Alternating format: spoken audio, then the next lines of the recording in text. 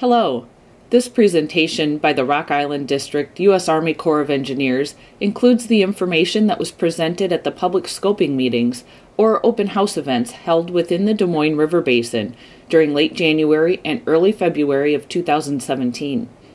The Rock Island District U.S. Army Corps of Engineers continues to seek input for updating the Des Moines River Reservoirs Regulation Manual. This manual includes the water control plans for Saylorvile Lake and Lake Red Rock. The purpose of the study and where information is located will be discussed in this presentation. An overview of the Saylorvile Lake and Lake Red Rock reservoir projects and their authorized purposes will be provided, along with an overview of the current water control plans. The study timeline will also be described, as well as how input can still be provided along with contact information, so that you can get in touch with someone to answer questions or to discuss any comments or concerns you might have regarding updates to the Des Moines River Reservoir Regulation Manuals. So now we'll talk about the scope of this study. The U.S. Army Corps of Engineers is initiating an update of the Des Moines River Reservoir Regulation Manual, which includes the water control plans for Saylorvile Lake and Lake Red Rock. Water control plans provide guidance for water management of each individual reservoir and system of reservoirs to ensure the operations conform to laws and U.S. Army Corps of Engineers rules. Water control plans consist of operational parameters that define how and when water is stored and released. These include a schedule of releases, conservation pool levels to be maintained, as well as downstream water level constraints. The focus of this study is how best to manage water within the existing authorized project. Doing so requires input from affected stakeholders so that benefits and impacts of alternative water management strategies can be accurately evaluated. It is important to note that no alternative plan can prevent all flooding or drought because the capacity of the reservoirs is limited. The goal here is to identify the water management strategy or plan that allows us to best meet the congressionally authorized project purposes. Changes in the water control plans that affect when reservoir storage is used generally involves trade-offs. Your input is critical to evaluating the benefits and impacts associated with any alternative plans. Here I will describe the format of the public scoping meetings or open houses that were held. Please understand that you are still able to provide input through the end of March 2017 without having to have been in attendance at one of the meetings that were held. I will provide information on how to do that shortly. First, a little more about the open houses. Open houses were held at several locations throughout the Des Moines River Basin to meet with individuals and groups to openly discuss potential updates to the Des Moines River Regulation Manual and the water control plans that correspond. The goal was to provide the public an opportunity to learn about how the system is currently operated and receive feedback on the scope of the study. Again, I will go over that information here as well. General reservoir information areas were staffed by district personnel, and I will provide contact information so you can still get into contact with any of the folks that were involved with this effort and any of the subject areas that were covered at the public meetings. A major focus of the meetings was to gather information to help guide the revision of the water control plans. This is a set of examples of the types of information that were being sought and continue to be sought. And again, you can still provide feedback, and we'd appreciate if you do so on these.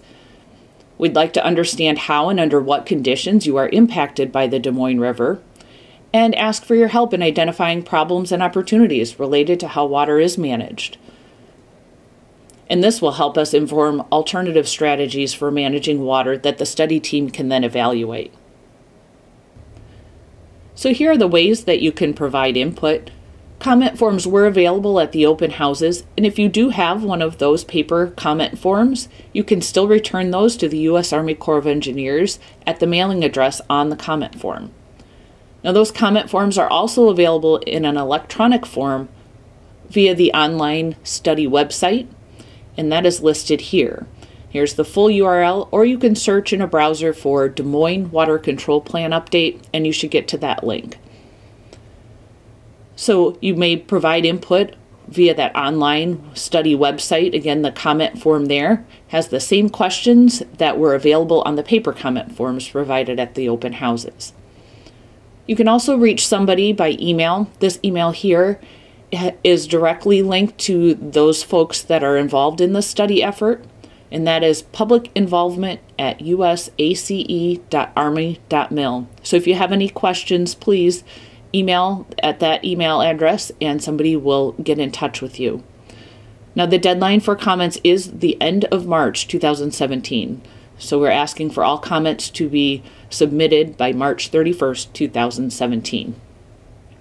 All right, so now a little background about the Des Moines River Basin and Regulation Manual. This is a district map highlighting the reservoir projects that the Rock Island District U.S. Army Corps of Engineers operates, and you'll see 3 stars within the state of Iowa. And 2 of those stars include Saylorvile Lake and Lake Red Rock within the Des Moines River Basin. And you can see that Des Moines River Basin outlined on the west side of the Rock Island District's area of responsibility.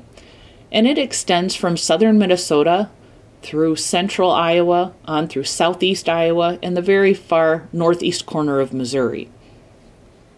So now we'll talk a little bit about the Saylorvile Lake project. It was authorized by Congress in 1958 and was completed in September of 1977. And through the course of time, 2 different modifications to the regulations were made.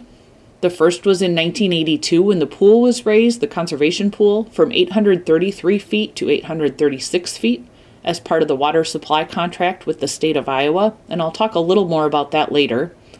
Also in 1994, pneumatic crest gates were installed. Now it's important to note these crest gates did not change the amount of water released from Saylorville Lake, and they did not change the available storage either. The change was designed to help control where water was released from the dam to reduce erosion along the downstream spillway channel.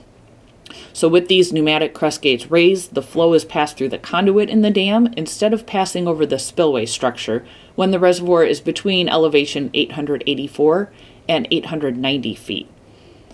And above 890 feet, the pneumatic crest gates are lowered and the spillway structure is used. A little bit of background about Lake Red Rock. It was authorized by Congress in 1938 and construction was completed in 1969. And again, there were several modifications to the regulations along the way. The majority of these historical changes to the water control plan for Lake Red Rock were a series of raises in the conservation pool level. The first was in 1979 when the conservation pool was raised from 725 to 728 feet. Then in 1988, the conservation pool was raised further to 734 feet. And then in 1992, the most recent pool raise was from 734 to 742 feet, and that's how it is currently operated today. These raises were in response to observed sedimentation in the reservoir and were done to maintain sufficient conservation storage for drought management. So now let's talk about the congressionally authorized purposes of Saylorville Lake and Lake Red Rock. The primary authorized purpose for both Saylorville Lake and Lake Red Rock is flood risk management. And this is for the Des Moines River as well as the Mississippi River. Another authorized purpose of the 2 reservoirs is for water conservation and low flow augmentation. Water supply is an authorized purpose for Saylorville Lake. For both reservoirs, fish and wildlife is an authorized purpose as well as recreation. It is important to note that while access and facilities are provided for recreation, water is not managed for this project purpose. Also, unique to Lake Red Rock, the construction of a hydropower facility is currently underway, but this will not affect the release rates under the current water control plan. Once the facility is complete, it will change where a portion of the flow is passed through the dam, but not how much. And this would be through the turbines instead of through the dam gates. In evaluating potential changes to the water control plans, the hydropower operator is an important stakeholder and will be affected by any changes to the water control plans. So why update the water control plans? Well, conditions change over time, and it is important to periodically review and update the water control plans to address current and anticipated future conditions. So what has changed?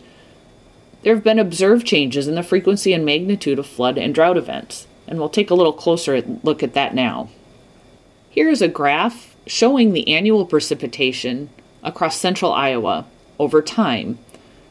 So on the horizontal axis is the timeline axis, On the vertical axis is the amount of rain. So as you can see, the line plotted here being the mean annual precipitation for central Iowa at about 33 inches. And if you use that as a point of reference, you can see there has been a general rising trend in central Iowa precipitation. And it's especially notable the last 30 years or so, which is also since Saylorville Lake and Lake Red Rock reservoirs went into operation. There have also been a larger amount of significant and new record annual precipitation totals, as well as extremes in low and high precipitation totals. This graph shows the 30-day peak inflow trend and provides a good representation of the volume of the runoff entering the reservoir over time and includes the precipitation trends mentioned in the previous slide, as well as other changes such as land use or other factors as well. So here you can see the trend line that is in black following through time, and that increases through time. The years circled in red represent years when water went over the spillway at Saylorville Lake. The 1965 event, which is of similar magnitude to those later spillway events, or more recent spillway events, was an event in 1965 that was before the construction of the Saylorville Dam. But you can see the number of those high-end precipitation events resulted in substantial volume that resulted in the spillway being used at Saylorville Lake. These inflow patterns are also present at Lake Red Rock, and this reflects the regulated releases from Saylorville Lake and the unregulated flows from the Raccoon River and other smaller tributary rivers, primarily 4 Mile Creek, North, Middle, and South Rivers, and Whitebreast Creek that come in to the Des Moines River between or downstream of Saylorville Lake and upstream of Lake Red Rock. And here for Lake Red Rock, you see again that increasing trend in the peak 30-day inflow, or the volume of water coming into Lake Red Rock over time, with again those high-end events showing up in recent years especially. So we talked about observed changes in the frequency and magnitude of flood and drought events. Other changes that have occurred have been changes to land use, as well as in flood risk management infrastructure. An example of changes to flood risk management infrastructure is the levee systems in Des Moines, including Birdland and Central Place. These recently completed levee improvement projects changed the river elevation at which these areas are impacted by rising floodwaters. Impacts of sedimentation have also changed. Sedimentation was anticipated as part of the original reservoir design. Its greatest impact is to the conservation storage, and that impacts drought management, natural resource management, as well as recreation. So here I'll provide an overview of the current water control plans. And again, these water control plans include operational parameters that define how and when water is stored and released. Water control plans are approved by the Mississippi Valley Division Commander, and the plans contain provisions for deviations from the approved plans, but any of these are subject to approval by the Division Commander. The general philosophy of the water control plans is laid out here. Saylorville Lake and Lake Red Rock are operated as a system. Operations of the projects as a system means that we are looking at river conditions beyond the immediate reservoir area in making water control decisions. During non-flood or drought periods, the reservoirs release inflow to maintain the conservation pool. So generally, they're releasing the amount of inflow coming in a similar fashion with the outflow that is being released. And again, this is to maintain the conservation pool level. For normal flood operations, outflow releases are limited to a safe discharge, allowing for tributary inflows downstream of the reservoir. So during these normal flood operation events, excess inflow is stored in the reservoir. The flood storage is balanced between the two reservoirs at Saylorville Lake and Lake Red Rock as they are operated as a system.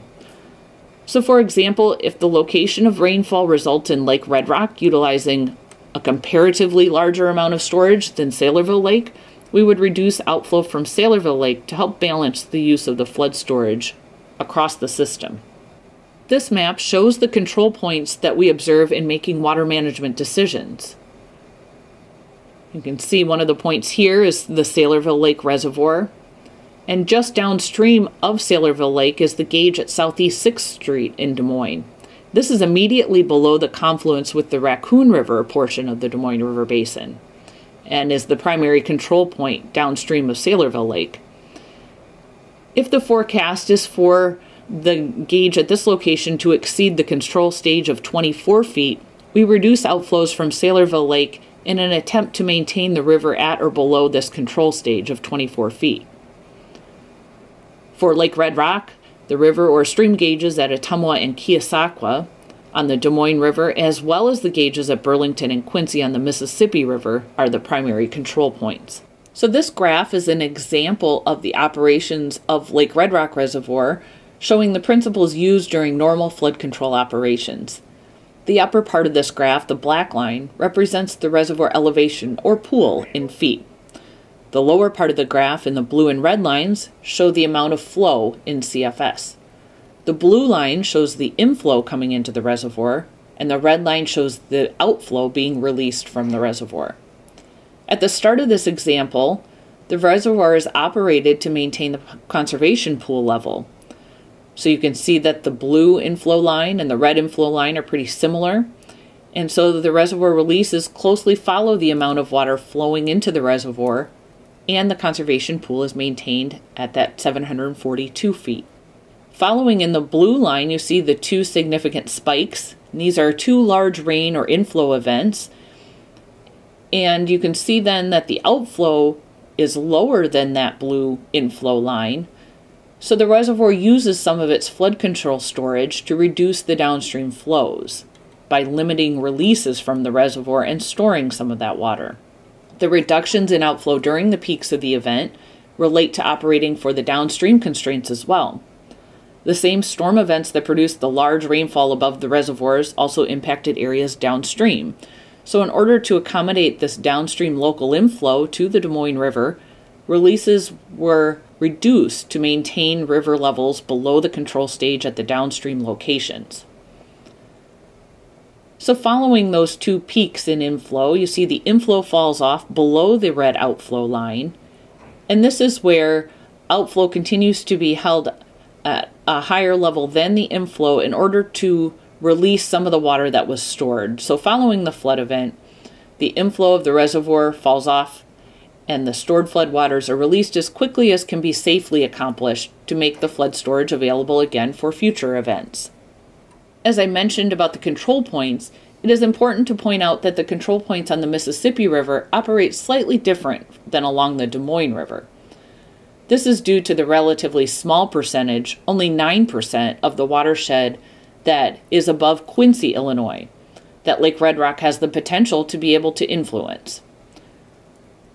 For the Mississippi River, if the control stages at Burlington or Quincy are forecast to be exceeded, releases at Lake Red Rock are reduced to attempt to reduce the flood peak on the Mississippi River. This requires timing of the flow reductions from Lake Red Rock to coincide with the forecast crest on the Mississippi River. Again, because of the relatively small percentage of the basin that Lake Red Rock can influence, only 9% of the watershed, the maximum stage reduction that can be accomplished through this operation is about 1 foot on the Mississippi River under optimal conditions. This graph shows the impacts of Lake Red Rock's operation for the Mississippi River constraint during the fall of 2016. During this event, the stage at Quincy, Illinois was forecast to exceed the control stage of 20 feet, shown in the simulation here with the red line. As a result, the releases from Lake Red Rock were reduced in advance of the Mississippi River crest to time the flow reduction coming down the Des Moines River to coincide with the peak on the Mississippi River and reduce that peak. And the blue line here shows what did actually occur. The result was a stage reduction of 0.8 feet, so 0.8 of a foot, just under 1 foot. So again, the blue line is what actually happened, and the red line is what would have happened, what was simulated, if the reduction in outflow from Lake Red Rock did not occur in order to reduce the crest on the Mississippi River at Quincy, Illinois. Once the peak on the Mississippi River passed, Lake Red Rock was reopened, outflows were increased, and the resulting stored waters were released on the backside of the flood event.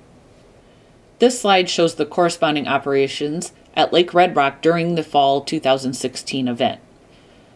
As shown here, the temporary reduction in outflow went from 22,000 CFS to 5,000 CFS. This is shown on the lower portion of the graph. And this resulted in a temporary storage of about 7 feet of water in the Lake Red Rock reservoir. And this is shown in the upper portion of the graph, the lake elevation. Coming back to the segments and the philosophy of the water control plans, there is a progressive response as flood conditions intensify. So we talked about how normal flood operations work, and then operations of the reservoirs are stepped up into large magnitude flood operations for when a significant portion of the reservoir storage has been used. During large magnitude flood operations, releases increase with progressively higher flows. So, progressively higher flows are used in order to vacate some of that storage, and within this portion of the plan, the downstream constraints are no longer in effect. Again, following the progressive nature of the water control plans, if the full flood control capacity of the reservoir is exceeded, outflows are increased further and the focus of operations becomes dam safety. Then following flood events, outflows are managed to evacuate flood storage as quickly as possible, but at the same time controlling the rate of fall within the reservoir.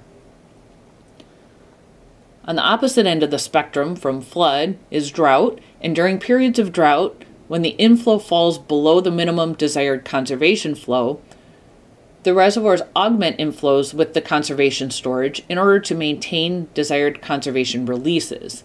And these are coordinated with the Iowa Department of Natural Resources. If the reservoir continues to fall, releases are progressively scaled back, giving the highest priority to water supply. Now, there were handouts provided at the public meetings, and these are available on the study website. They show an overview of the water control plans for each of the projects. So there is a set of 2 for Saylorvile Lake and a set of 2 for Lake Red Rock. The water control plans are divided into these 2 different time periods. So there is one for the growing season and one for the non-growing season at each of the 2 reservoirs. From these handouts, you can see how the water control plans change as the water levels within the reservoirs rise and as flood storage is used up. Also shown is the amount of reservoir storage allocated to flood control versus conservation or drought management.